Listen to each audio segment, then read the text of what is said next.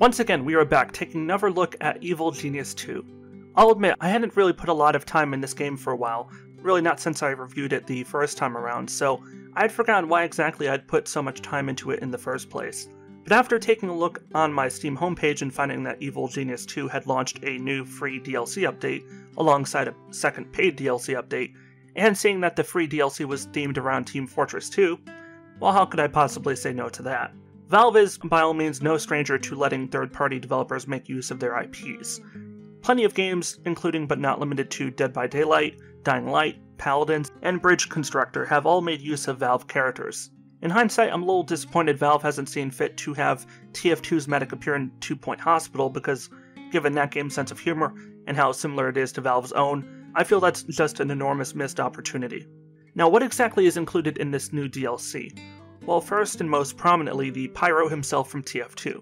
That's right, you can now recruit the Pyro himself as a henchman to guard your lair from enemy intruders. Granted, like all AI that guard your base, he's about as good at spotting said intruders as Helen Keller would be, because AI in general throughout Evil Genius 2 historically has been pretty broken. Granted, it's not as broken now as it was at launch, or for a month or two after launch, but it's still not exactly what one would hope for in a game that in some ways relies on automation about as much as manual player-driven input. Now, for those unfamiliar with the relative brilliance that is Evil Genius 2, allow me to give you a brief SparkNotes-esque summary. Evil Genius 2 is a satirical base-building RTS, where players take control of one evil genius out of a number of equally viable options, each with their own distinct personality, in addition to unique advantages and disadvantages, and set their plans for world domination in motion. As per fitting the over-the-top James Bond and Austin Powers-esque theme, you start off with your very own villainous lair. Having your own secret hideaway from the rest of the world is kind of a must-have if you're pursuing a life of luxury, flaunting the idea, I suppose, that crime doesn't pay. You gradually get to expand your base and tweak it however you like. The total size of your base can be massive, taking up roughly 6 floors. Although it should be noted that the bigger your base is and the more you make your criminal empire known on the world map, the more attention you'll constantly be drawing from the forces of justice. The forces of justice will be your primary antagonist throughout the game, although their potential impact on your organization is questionable at best, especially if you head them off early. There are a number of ways you can subdue them, but the best way I've found is through a combination of several. Once I locate and identify the targets, which can be made easier if they trigger one of the dozens of traps I place on each of my floors, I can send in my minions and henchmen to deal with the intruders. Henchmen, like the Evil Genius, have their own unique personality as well as their own unique personal weapons and perks. Having an assortment of them that each complement the other is the best way over the long term to keep your base well guarded. Now, anyone familiar with the Pyro from TF2 knows full well what his personality is, so you don't really need me to describe it, and it fits in surprisingly well, all things considered. When I first saw the Pyro coming off the visitor's boat, which itself was a pretty amusing sight to see, he really did give off an authentically menacing vibe, and I enjoyed seeing all the normal civilians running away from him the minute they caught sight of him, because let's be honest, that's what any of us would do. Once the Pyro walked inside and past the casino that was the visible front of my facility, all the civilian NPCs ran outside and organized themselves into this military-like formal squad with fairly consistent horizontal lines. If I can get a picture of it up on screen, I will. It was really funny to look at. What I suspect they were doing was waiting for the next available visitor ship to appear so they can escape the island. Except the previous ship, the one that was carrying Pyro as well as the last group of civilians, had literally just departed, so they ended up just huddled there in fear for a few minutes while all-out mayhem was breaking out in my facility.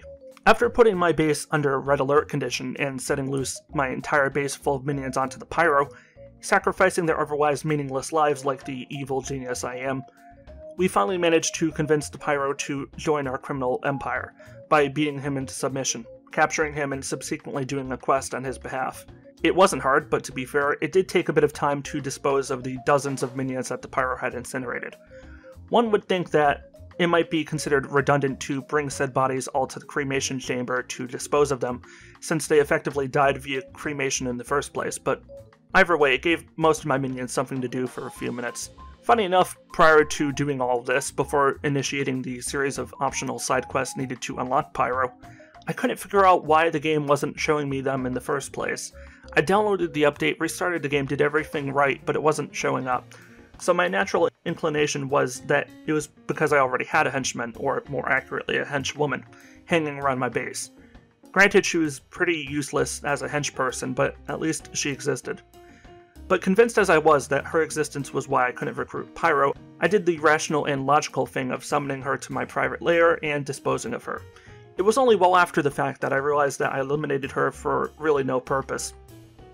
That said, I honestly didn't regret it, as she proved just as helpful as a golden statue as she ever did in Flesh and Bone. So for the record, you can have multiple minions. Something I learned only after the fact. Up to roughly around half a dozen, so don't be like me and dispose of your existing lackeys unless you find yourself having one too many. Or, you know, maybe just because you're bored and you want to get rid of one for fun because you do unlock an achievement for doing so. That's always a viable option. I appreciate that the game is still getting updates, and I hope that we do continue to get some free and paid DLC packs side by side for the foreseeable future. I think it's an excellent way of maintaining community goodwill, while concurrently allowing the developers to continue justifying future support by earning some money where they can. On a final note, because I originally was going to do a full re-review of this entire game at some point, but I just didn't feel like there was enough of a reason to do a separate follow-up video beyond this one for the time being, let me quickly just lay out a few basic points. The game overall, since my first review, is in a much better state. A lot of the obvious glaring technical issues and gameplay problems have been addressed in at least some capacity. The game is no longer, shall we say, an Empire of Sin-like disastrous mess. It is a perfectly functional and competent game for those that enjoy these kinds of base-building RTS-type games, myself being one of them. I understand that this is a rather niche game that not everyone is going to enjoy.